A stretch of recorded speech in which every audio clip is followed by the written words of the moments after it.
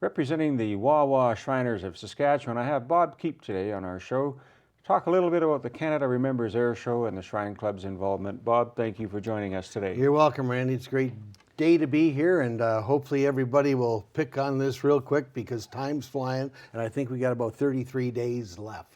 Only. The Canada Remembers Air Show coming on the heels of the Shrine Circus, Shriners largely involved in Saskatchewan. Tell us a little bit about how the Shriners got involved with this particular air show. Well, Randy, first of all, I don't know if many people know what the Shriners do other than the circus.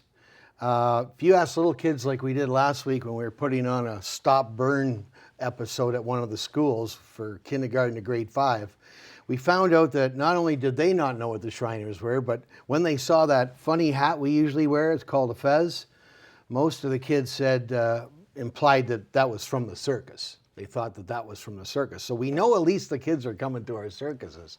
Unfortunately, because of the times and because of different influences that some people have, this may be the last year that our circus comes to Canada. So that would be unfortunate. So we're looking for other things to do because the Shriners support 22 of our hospitals throughout North America.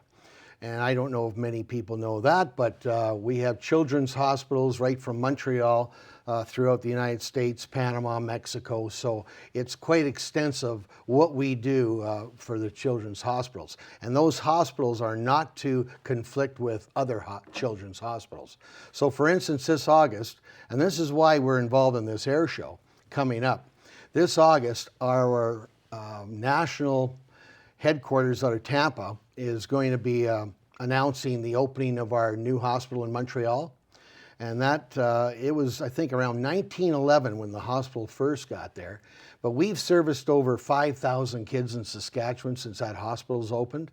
And it's a specialty hospital, and that's why it doesn't conflict with other children's hospitals. So we're an extension of the other children's hospitals, for instance, Toronto General and their sick kids hospital. But Montreal is also opening up a new children's hospital, and the Shrines Hospital is right beside it. So there's lots of funding to go on to keep these hospitals going. So that's why we're always out looking for donations, trying to find things to try and bring in people that don't know about us to understand what we do. So when we sell boat tickets all year round and people see them in all the malls and they go and they buy a boat ticket and we draw it in August, all that funding is to help our purpose. But now it's got to the point without the possibility of a circus next year, now we've got to look for other venues to do. So it just so happened that this year, in conjunction with the last air show, and this is the 20th anniversary of the air show in Saskatoon, and unfortunately, it will probably be the last air show here as well. Again, many influences coming against us on that one. So the opportunity was to change the name as the veterans are getting older, and we've saluted them for 20 years. This year we had the opportunity because they look at our kids as heroes as well in those hospitals. So it's called now Canada Remembers Our Heroes. Now, who are the heroes? Well, it's the policemen, the firemen, the ambulance people. It just goes on who are heroes. So we're going to make a tribute this year to all the veterans, all the armed forces, everybody that's always been involved in Canada Remembers, but now we're going to add the policemen, the RCMP, the people are on the firing squad every day, all day long. So, but what intrigued the Shriners was we had the opportunity to add to that air show this year. It starts to get stale after a while, and you know, if the weather's bad, we stay home. The F-18's not gonna, if the ceiling's low, it's not flying. So what we're doing this year to spur on a new generation is we're bringing up for the first time and the only time to Canada, the 9/11 Traveling Road Museum. It's something that was thought up of people down in the States thought they should get a museum that could travel the U.S. and make sure people never forget what happened on that fateful day. So this is something that it's coming up here because of our air show and tribute to heroes. That's the only reason they're coming. They're coming direct from New York City, and when they come through, Regina is their first stop, because we're going to welcome them in Regina at our legislature. And hopefully we've got the premier at home that day and do a little talk. And we're going to have kind of a media blitz when it gets into Saskatchewan. So as it heads into Regina, they're going to have a hero's escort with police and firemen and everything else. They're going to meet at that stage of the legislature, and then there will be a ceremony there. Now, it won't be opening up to show people. It's a 53-foot long tractor trailer that opens up into a 1,000-square-foot museum. So they don't have time to open it up. So once it leaves Regina, after sitting there for a couple of hours at a media ceremony, then it will travel up the Highway 11, escorted again by policemen.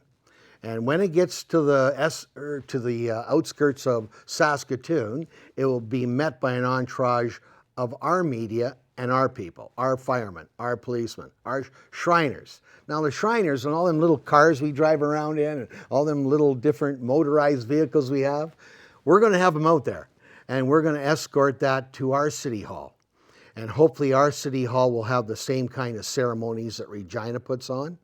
And once that's done, that's on July the 10th, Friday afternoon, then we'll escort it, and I hate to say this, right up Idlewild Drive at rush time, at rush hour. And once it gets to the Auto Clearing Speedway, it will be set up for the weekend. So that's Friday night.